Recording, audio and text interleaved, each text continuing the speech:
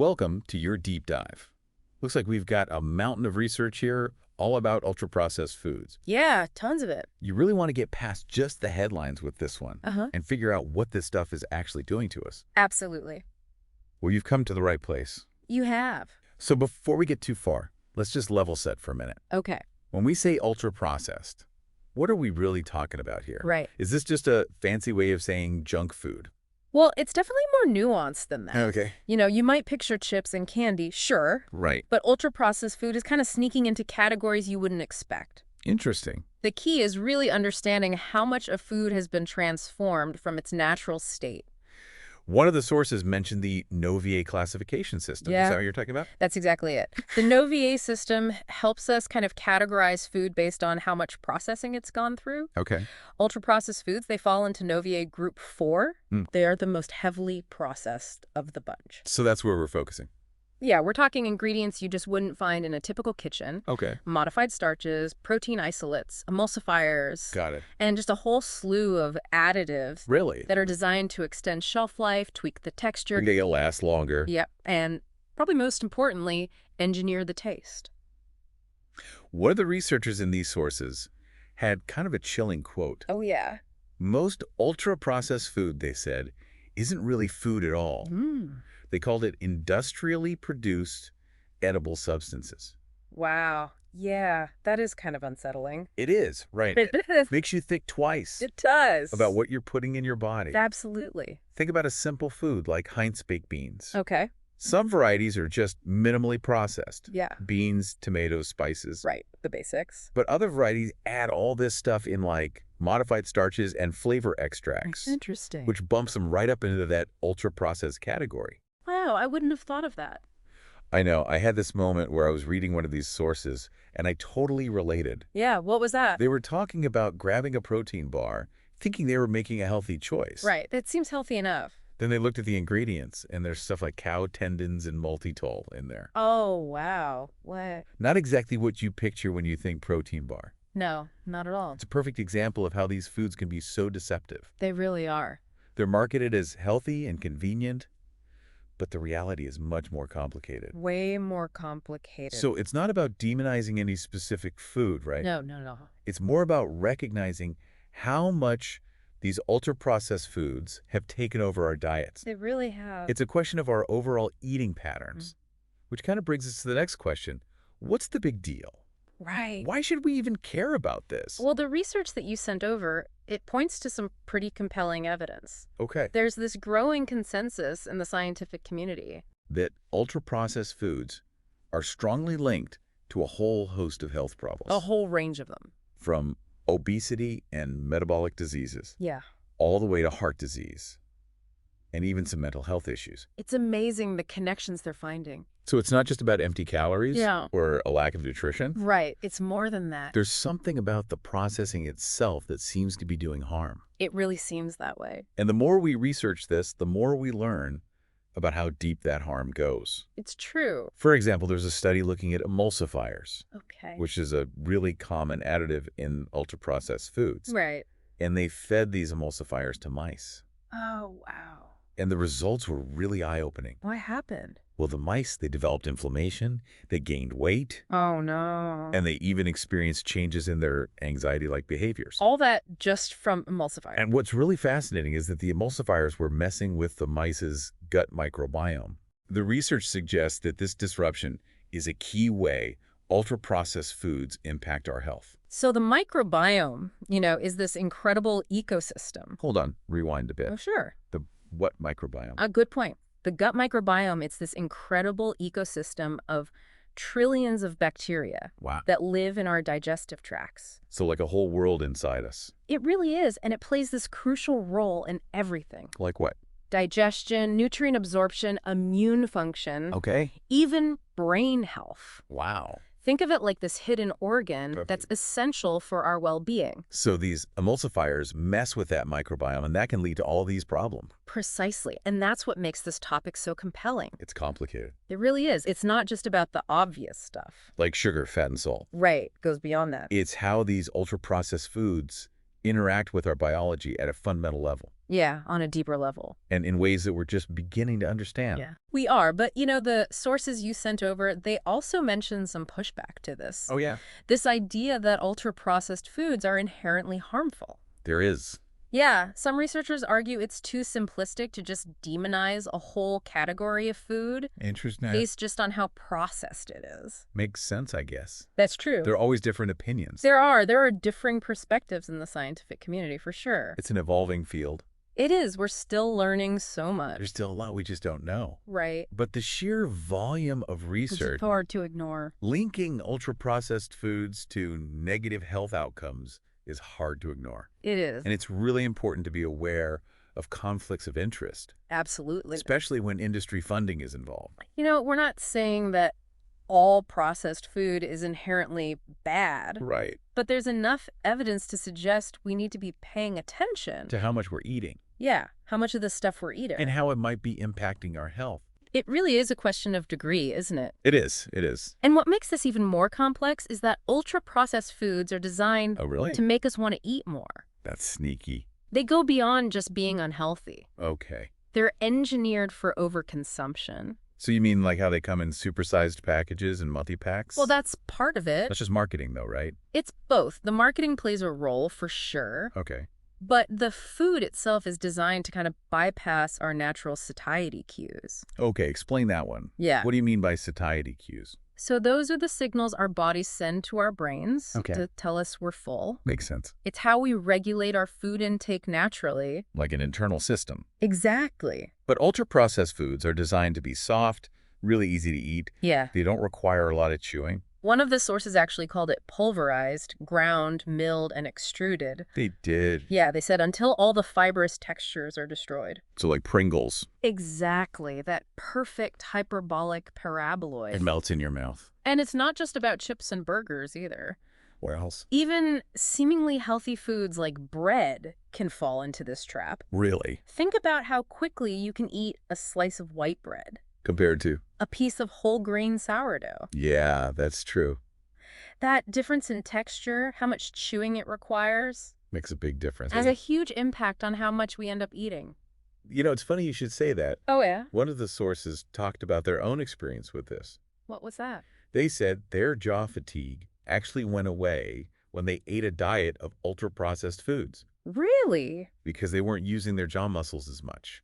Wow, it's a fascinating anecdote. It is, right? It highlights how easily we override our natural fullness mechanisms Right. when we eat these ultra-processed foods. And so we're bypassing this system that tells us we're full. We are. And this is where the term commerciogenic disease comes in. Yes, commerciogenic disease. I love that term. It refers to diseases driven by commercial interests. Mm. It's this idea that these foods are engineered for us to overconsume them, Right. and that overconsumption is a key driver of so many health problems we face. Makes sense. And it's not just texture either. The sources also talk about taste manipulation. Oh, yeah, that's a big one. Ultra-processed foods are masters of manipulating taste. It's true. They hijack our taste buds They do. by combining different tastes in these incredibly stimulating ways. They know what they're doing. They do. Think Coca-Cola. The perfect example. That sweetness, Mm. the caffeine bitterness, and that tangy phosphoric acid, Oh, yeah. it all comes together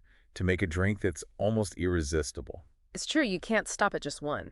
And then there's that whole artificial sweetener paradox. Oh, right. Artificial sweeteners. You know, it made me think of those tweets from former President Trump about Diet Coke. Oh, yes. These were interesting. He was convinced it made people gain weight. Well, maybe not the most scientific study, Not exactly a peer-reviewed journal. but it kind of captures the public's anxiety about artificial sweeteners. I think it does. And those anxieties are not unfounded. So they're not all hype, No, while they're marketed as a way to reduce sugar, which makes sense. emerging research suggests there might be unintended consequences, Oh, no. especially long-term. So they might actually make things worse? Well, it's still an evolving area of research, Okay. but there is some evidence they might be disrupting the gut microbiome, That again. that collection of good bacteria in our digestive system. We're learning so much about that. We are, and that disruption could be contributing to metabolic issues, Okay. insulin resistance, Uh, and even increased cravings for sweet foods. so even when we're choosing the diet option, It might backfire. we could be setting ourselves up for problems later. That's a key takeaway here. It's not always just about willpower, then. No, it's not. It's that the system itself makes it so hard to make healthy choices. Exactly. Yeah. Exactly. Wow, this is a lot to take in. It really is.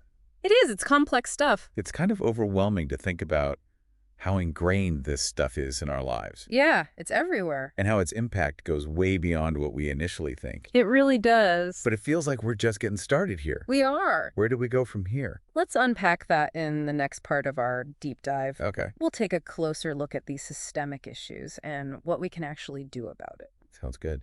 So we've established ultra-processed foods are everywhere. They are. They're designed to keep us coming back for more, Yeah, that's the point. and they could be messing with our health in ways we're only beginning to understand. Yeah, Honestly, it can all feel a bit overwhelming. I hear that. It's a complex issue for sure. It is. But you said there's good news here. There is. What's the good news? We're not just talking about individual choices or willpower. Okay. It's a systemic issue. Right. And that means there are things we can do collectively Okay. to change the system itself. That is a little more hopeful. It is. I know from the sources you send over that this listener is eager for solutions. Makes sense. They want to know, what can I actually do about this? Right. Well, how do we move beyond just feeling overwhelmed? Yeah. What can we do? So instead of blaming ourselves, Okay. we can start to look at the bigger picture Mm-hmm. and explore policies that have actually been effective. Okay, so less about individual willpower, Exactly. more about changing the game itself. Right. What are some of those policies? Well, one that's gaining traction globally is sugar taxes. Sugar taxes. Okay. By increasing the price of sugary drinks, Mm-hmm.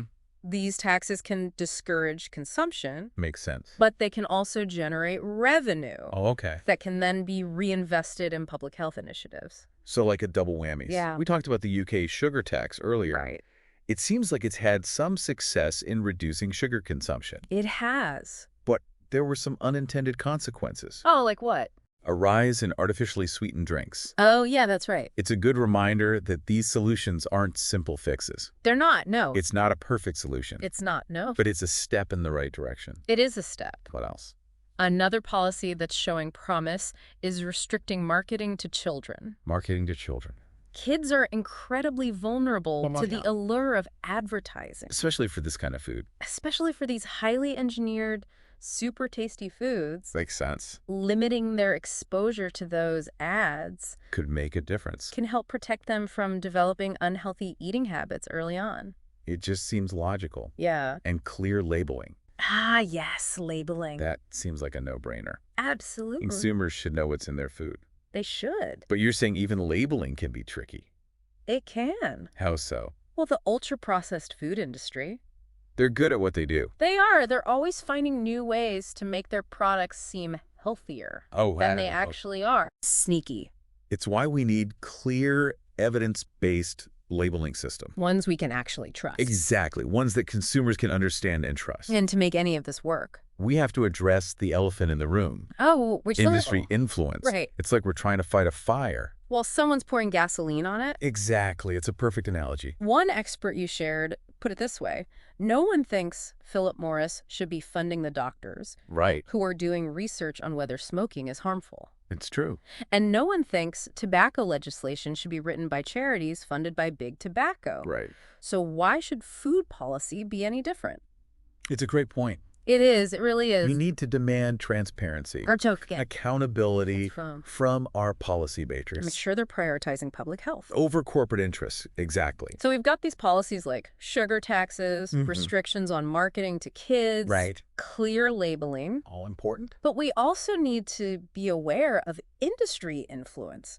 We do. And hold our policymakers accountable. Absolutely. Anything else? Well, you mentioned those legal battles earlier. Oh, right. The Jaffa Cakes versus Pringles.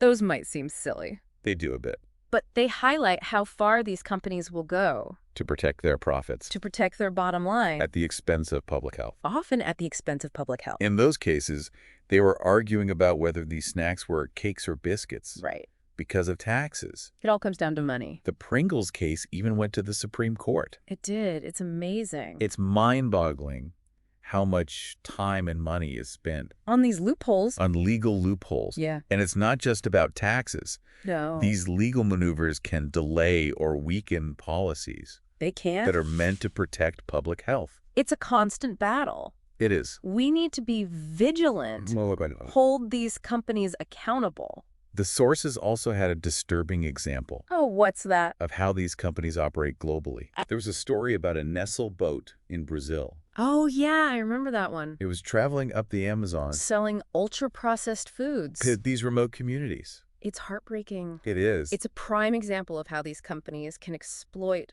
vulnerable populations. Right. Displacing their traditional diets. Right. Contributing to a surge in diet-related diseases. It's crazy how the Nestle boat manager, What about him? he was initially enchanted by the project. He was. He thought he was providing a valuable service, You thought he was a helper. bringing quality food. He was misled. But he later acknowledged that not all the food they were bringing was nutritious. Right. Good intentions can be manipulated They can. by these powerful systems. And the consequences are devastating. They are. The source material mentioned how rates of type 2 diabetes in children have skyrocketed. It's tragic. And that condition was practically unheard of in these communities before the Nestle boat arrived. It's a stark reminder of the impact these companies have. So we've got this incredibly complex problem. It's multifaceted. Aggressive marketing, sophisticated lobbying, Mm-hmm. legal loopholes, Global reach. shaping food environments around the world. Yeah. It's a pretty bleak picture. It can be disheartening. But there are glimmers of hope.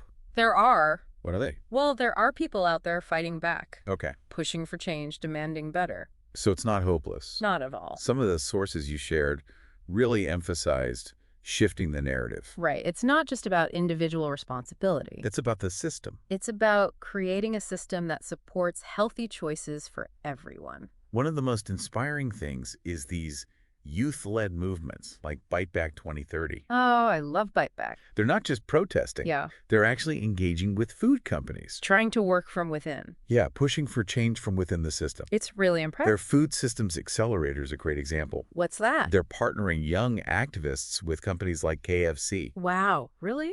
Tesco, Okay. and Deliveroo Interesting. to find solutions that work for everyone. Finding common ground. It's that recognition that we need to work both within the system And outside it. to hold these companies accountable.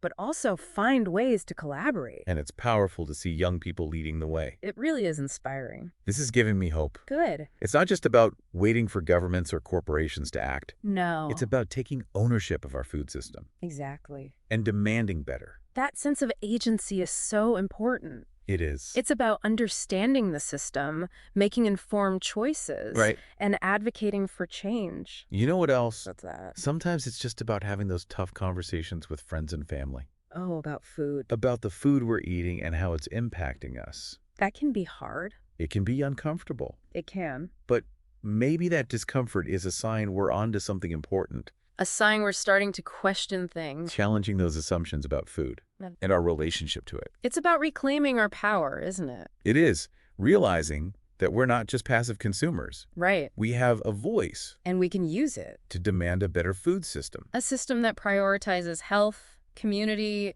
and the planet. Exactly. That's a great vision. But before we get carried away with all this, Yeah. what are some concrete steps this listener can take right now? That's a great question. It is. And it's one we'll dive into in the next part of our deep dive. Okay, sounds good. We'll explore some practical steps you can take Right? to navigate this crazy food landscape, make informed choices, I love it. and maybe even become an advocate for change. All right, so we've covered a lot. We have. We've gone deep on ultra-processed food. Deep dive, as promised. We talked about how it impacts our health Mm-hmm. and the forces that make it so hard to avoid. It's everywhere. Now let's get to the part I know you're waiting for. Okay. What can we actually do about this? Right. It's easy to feel powerless I get it. when we're talking about systems this big. Absolutely. But change starts with awareness, It does. and awareness leads to action. It does. You know, I love that quote you shared from one of the sources. Oh, which one? An addictive behavior is my problem. Hard to regulate or protect against. Okay. But an addictive substance being marketed with a monkey to my 3-year-old, Right. that's a regulatory failure. Exactly. It's such a clear way to understand that this isn't just about personal responsibility. It's not. It's about the system. We need policies Mm-hmm. that make healthy choices, That's the easy choices. absolutely. So where do we start? Good question. What are the top 3 things Okay, top 3. this listener can do right now to make a difference? All right, number 1, Become an informed consumer. Informed consumer. Yeah, Okay. go read those labels carefully. Labels, Yeah, pay attention to the ingredient list. not just the front of the package. No, not the health claims on the front. Right. Look for those sneaky additives we talked about. The more you know about what's in your food, The better. the better choices you can make. Choices that actually align with your values. So knowledge is power. It really is. What's next? Number 2, support policies that promote a healthy food environment. Like the ones we discussed. Yeah, sugar taxes, marketing restrictions, clear labeling. Okay, so do your research. Yeah, find out what's happening locally and nationally. Contact your representatives. Exactly. Let them know this matters to you. It's easy to feel like our individual voices don't matter, I know. but they do, They right? really do. Those voices add up. Okay, so what's number 3? All right, number 3, maybe the most powerful thing you can do, Okay. change your own relationship with food. My own relationship with food, how? Start cooking more at home. From scratch. Yes, explore farmers markets. Fun. Grow your own herbs, your own vegetables. Get your hands dirty. Even just slowing down, being more mindful about what you're eating. Mindful eating. It all makes a difference. One of the sources described it beautifully. Yeah. They talked about reclaiming the joy of food, I love that. moving away from guilt and shame, Yeah, so much of our relationship with food is tied up in guilt and shame. and rediscovering the pleasure The simple pleasure. of nourishing our bodies. Our communities. It's about taking back control, Yes. remembering that we have a choice. A choice that goes beyond just what we buy at the grocery store. What else? It's about the conversations we have. The policies we support. The world we're creating. It is. It really is. Food is a powerful force. And we can be a part of that. We all have a role to play in shaping that change. You wanted a deep dive, and I think we delivered We did. ultra-processed food. It's not just about what's on your plate. It's not. It's about this whole web of forces That shape our lives, really. shaping what we eat, how we feel, even the future of our planet. It's a big deal. And you, the listener, you're at the center of it all. You are. You have the power to make choices. to advocate for change. And to inspire others to do the same. Don't underestimate the power of your actions. Even small actions can make a difference. Until our next deep dive, Until next time. keep questioning, keep exploring, and keep fighting for a better food system for all